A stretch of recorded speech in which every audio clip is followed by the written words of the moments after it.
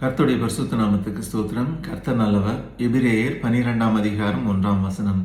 இயேசுவின் நாமம் மட்டுமே மகிமைப்படுவதாக.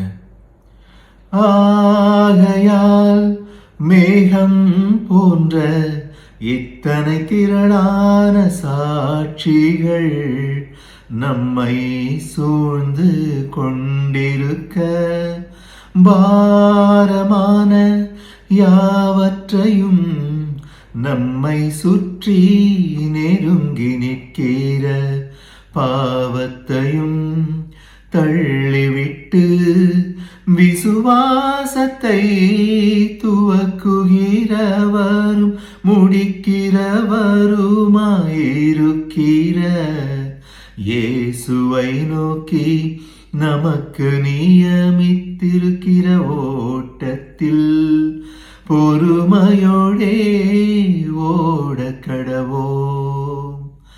ஆகையால் மேகம் போன்ற இத்தனை திரளான சாட்சிகள் நம்மை சூழ்ந்து கொண்டிருக்க, பாரமான யாவற்றையும் நம்மை சுற்றி நெருங்கி நிற்கிற பாவத்தையும் தள்ளிவிட்டு விசுவாசத்தை துவக்குகிறவரும் முடிக்கிறவருமாயிருக்கிற இயேசுவை நோக்கி நமக்கு நியமித்திருக்கிற ஓட்டத்தில் பொறுமையோடே ஓட கடவோம்.